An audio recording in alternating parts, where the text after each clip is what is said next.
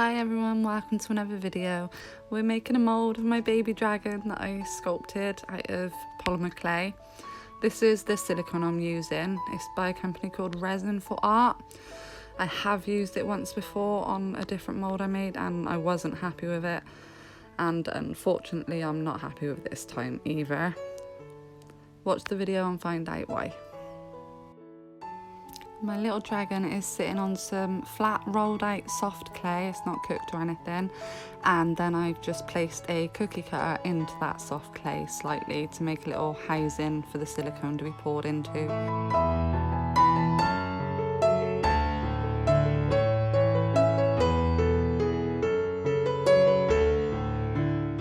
I give the 2 parts silicone a really good mix together, get it all ready for pouring, and then I pour it.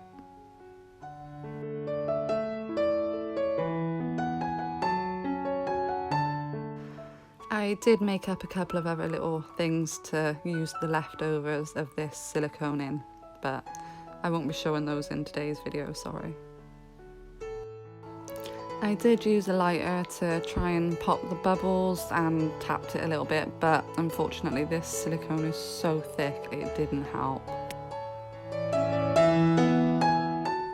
So it's a few hours later and time to demold. I will keep that clay for another time, but I won't use it to make sculptures with, I don't think.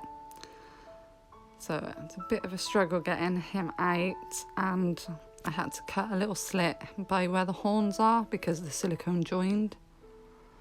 And he fell apart. Oh, I was a little bit upset. He sort of crumbled, his horns and ears fell off, but that's okay.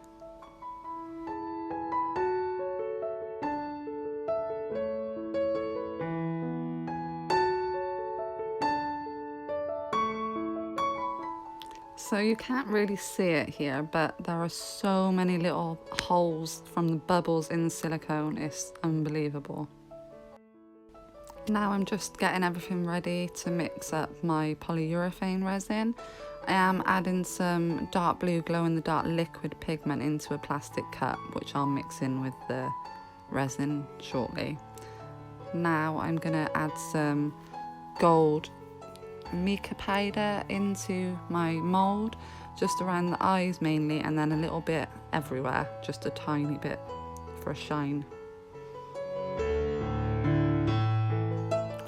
So because polyurethane resin only has like 3 to 5 minute pot life, which is quite short, I'm mixing part A in with the blue liquid first, and then I mix part B in with that so it's faster.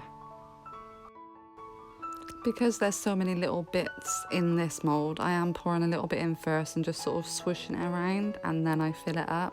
Hopefully I get everything that way. And then I just use the rest of that polyurethane resin on some other little moulds I had to hand. I don't like wasting any.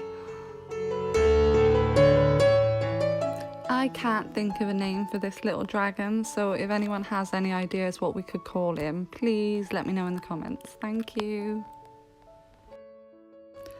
Maybe I used this silicone wrong, I don't know, but I wouldn't recommend it for beginners, and I definitely will not be using this silicone again. So if anyone has any recommendations on silicones I could try out, please let me know in the comments, because I'm definitely trying some different ones after this. It's been a few hours since I poured this, and now I'm demoulding it. They all look really cute and I love the colour. I am so disappointed with all the little bubbles and weird things that came out with this piece though. My little baby dragon. I do show quite a few photos. I try to show you how the little bubbles in the mould affected the resin cast. Like the bubbles in the mould put little extra lumps of resin into the piece. Hopefully you can see it on camera.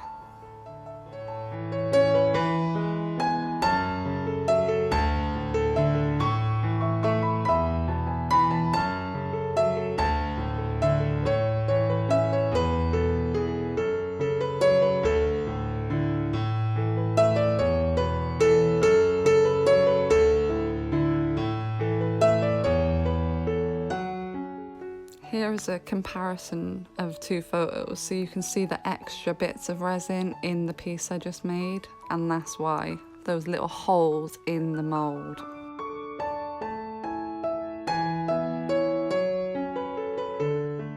Here's a couple of pictures of them glowing in the dark, and that's it for this video. I really hope you enjoyed it, and thank you so much for watching. If you did enjoy this video, please don't forget to like it and subscribe. Oh, and put any name ideas for my little baby dragon in the comments section, please. Thank you so much. I'll see you soon. Bye.